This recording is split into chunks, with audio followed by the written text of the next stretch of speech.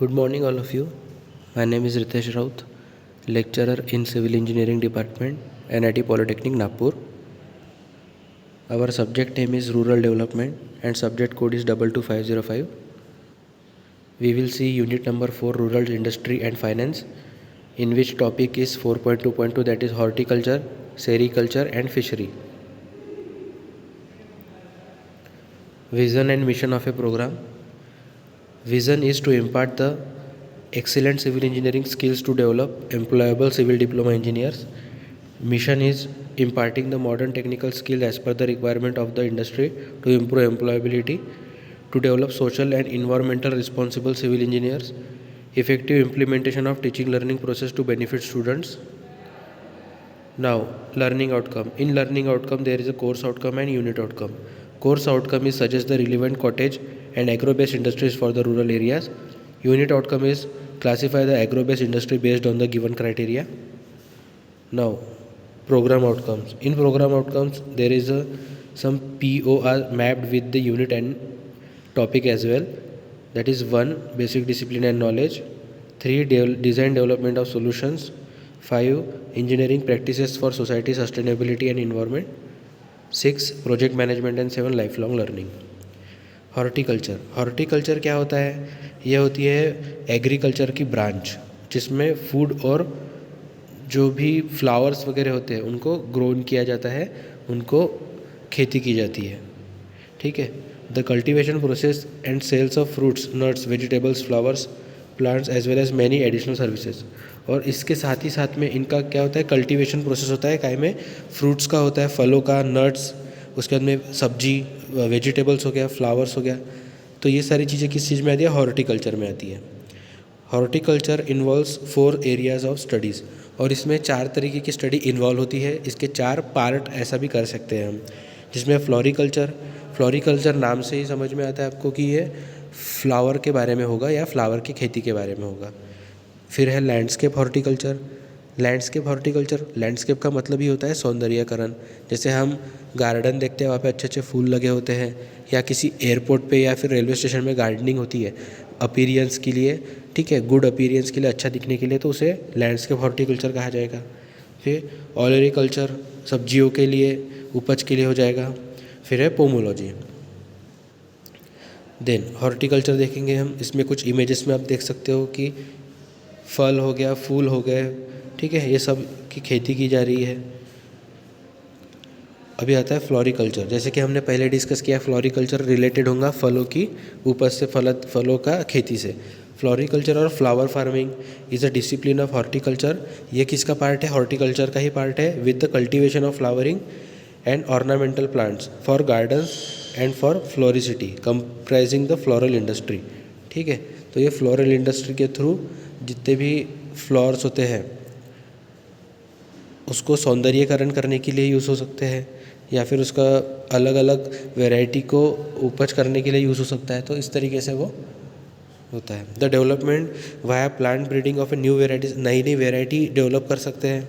ठीक है.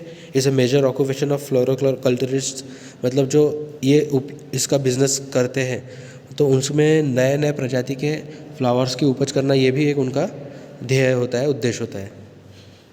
आप देख सकते हैं कुछ इमेजेस में आपको दिख जाएगा फ्लोरिकल्चर को कैसे खेती की जाती है. Now landscape horticulture, the branch of ये भी हॉर्टिकल्चर की ब्रांच है, जिसका अभी मैंने जिक्र किया था कि लैंडस्केप का मतलब होता है सौंदर्यीकरण. ठीक है. The branch of horticulture deals with the art and knowledge of the development of the plantation और ornamental plants by arranging them in such a manner with the existing plants and structure to beautify the place, maintain the natural scenery, may be called landscape horticulture. जैसे इसमें किस चीज़ का उपयोग होगा? इनके flower का भी होगा और कोई प्लांट्स होते हैं उसका भी उपयोग होगा, ताकि उसको मैच करके उसका सौंदर्यीकरण कर सके. जैसे इमेज में आप देख सकते हो कि किस तरीके से वेल बैलेंस्ड करके अलग अलग कलर्स के फ्लावर्स हो गए और प्लांट्स को, श्रब्स को, ग्रास है, इन सबको मिला के अच्छे से इसका सौंदर्यीकरण किया गया है. Now sericulture, this is the branch of agriculture in village for production of silk. Sericulture आपको कोई पूछेगा या फिर आपको बोलेगा कि सिल्क के जो कपड़े होते हैं या फिर सिल्क का जो टेक्सटाइल इंडस्ट्री में यूज़ होता है तो उसे क्या कहा जाता है, तो उसका रहेगा सेरीकल्चर। ठीक है, तो सिल्क वॉर्म्स जो होते हैं, जो कीड़ा होता है, रेशम का कीड़ा जिसको हम कहते हैं, उससे जो खेती होती है और वो सिल्क हम टेक्सटाइल इंडस्ट्री में भेजते हैं, वहाँ से कपड़े बनते हैं या जो भी उससे रिलेटेड दूसरी चीज़ें हैं, शॉल वगैरह, तो सिल्क या साड़ी वगैरह, तो ये सब काय में आता है, सेरीकल्चर में। उसकी जो खेती होती है वॉर्म्स की, उसको सेरीकल्चर कहा जाता है। सेरीकल्चर और silk farm is a cultivation of silk worms to produce silk yarn.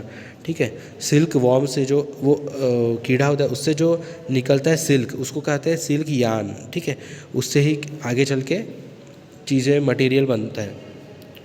The silk produce in the rural area is supplied to textile industry, जैसे मैंने बताया था टेक्सटाइल इंडस्ट्री में भेजा जाता है for the growth of production of clothes of the our country, और देश के लिए जो कपड़े बनते हैं उस फिर वहाँ पे सप्लाई होते हैं सब जगह वहाँ से बन के।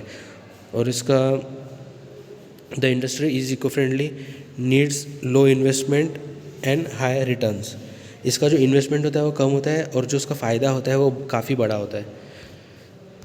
इसमें आप कुछ इमेज देख सकते हो कि कैसे वो जो छोटे कीड़े होते हैं, अलिया होती है, उसको कैसे ये लोग इसकी खेती कर रहे हैं। उनको खाने के लिए छोटे छोटे पत्ते होते हैं वो दिया जाता है और उसके बाद से उसका यार्न निकाला जाता है, उससे सिल्क निकाला जाता है, रेशम निकाला जाता है, ताकि उससे टेक्सटाइल इंडस्ट्री में कपड़े बनाए जा सके। तो इसे वो क्या कहा जाता है, सेरीकल्चर। ना फिशरी के बारे में आपने सुना ही होगा, जिसे मत्स्य पालन जिसे कहा जाता है।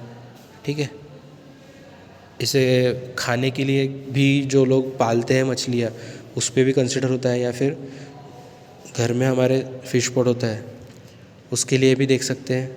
ठीक है, या फिर कॉड लीवर ऑयल होता है, जो ऑयल निकलता है जो सेहत के लिए अच्छा होता है, उसके लिए भी देख सकते हैं। The science of producing of fish and other aquatic resources for the purpose of providing human food, खाने के लिए या फिर अदर एम्स पॉसिबल।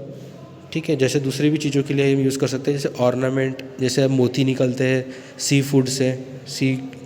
ठीक है, उसके बाद में fish products such as fish oil, cod fish liver oil आप लोगों ने सुना होगा। ठीक है, सप्लीमेंट है वो, विटामिन डी का भी सोर्स है। ये कुछ इमेजेस है फ़िश की, फिशरी की, मत्स्य पालन की। ठीक है, तो इसमें अपन ने आज क्या देखा, अपन ने देखे कि basic and uses of agro based industry, जिसमें हॉर्टिकल्चर है, फ्लोरिकल्चर है, लैंडस्केप हॉर्टिकल्चर है और सेरीकल्चर है और फिशरी। ये आपका असाइनमेंट नंबर 20 रहेगा। Define horticulture and state its types, write down short note on fishery, write down short note on landscape horticulture, explain sericulture and write down short note on floriculture. Thank you.